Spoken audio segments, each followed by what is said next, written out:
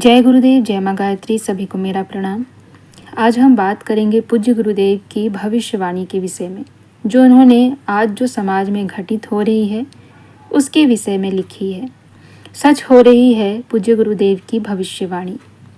सन 1926 से ही युग परिवर्तन का ताना बाना बुन रहे इस युग के वशिष्ठ, विश्वामित्र, गायत्री के पुनरुद्धारक ऋषि पंडित श्री राम शर्मा आचार्य जी ने यह उद्बोधन सन 1985 में दिया था।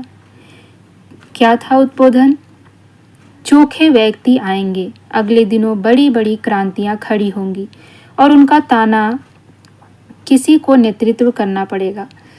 राजनीतिक क्रांति में प्रजातंत्र का ढांचा तो यही रहेगा, पर व्यक्ति ऐसे आएंगे जिनके बारे में आपको शिकायत नहीं करनी पड़ेगी।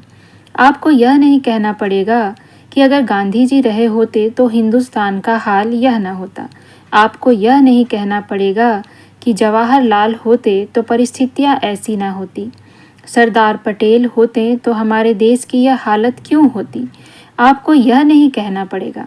राजनीतिक ढांचा हमारा ऐसा बनेगा, ऐसा सुंदर बनेगा, जिसको देखकर सारी दुनिया यह कहे कि ऐसा ढांचा तो कहीं भी नहीं है, किसी भी देश में नहीं है।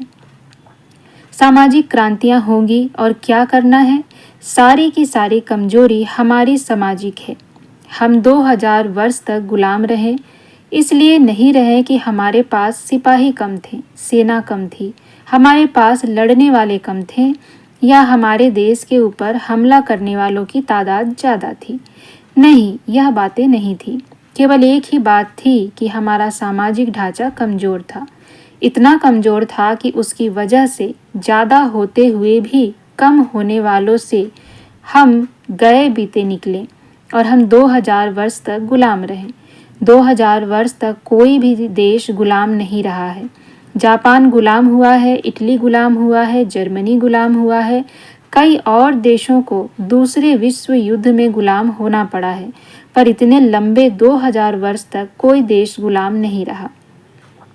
इसका कारण क्या था? इसका एक ही कारण यह था कि हमारी सामाजिक परिस्थितियाँ बड़ी कमज़ोर थी। हम बड़े छिन्न भिन्न थे, बड़े अस्त व्यस्त थे। नारी सशक्तिकरण, सामाजिक क्रांति होगी, 100% सामाजिक क्रांति होगी। आप विश्वास रखिए कि जिन जिन कमजोरियों की वजह से हिंदुस्तान दुर्बल हुआ था, वह सारी की सारी कमजोरियां दूर होकर रहेंगी। हमारे यहाँ स्त्रियों को घूंघट में, पर्दे में बंद करके रखा जाता है, तो 70 करोड़ में से 35 करोड़ रह गए हैं। 35 करोड़ तो ऐसे हैं जिस तरह से डिब्बे में चिड़ियाएँ बैठी रहती हैं, बकरियां बाड़े में बंद रहती है। क्या यह स्थिति बदल जाएगी? बदल जाएगी।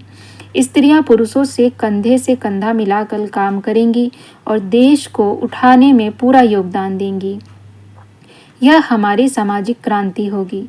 और छुआछूत या वंश की वजह से बड़े आदमी होते हैं, नहीं, वंश की वजह से बड़े आदमी नहीं होंगे और वेश की वजह से महात्मा नहीं होंगे। इसकी भी एक क्रांति होगी। भिक्षा व्यवसाय रहेगा नहीं, जैसे 60 लाख लोगों ने व्यवसाय बना लिया है अपना और वे रंगीन कपड़े पहन लेते हैं, कोई पाखंड खड़ा कर लेता है और लोगों को ठगते रहते हैं, अपना पेट भरते रहते हैं। यह स्थितियां बनी नहीं रहेगी। नहीं, इसमें क्रांति होगी।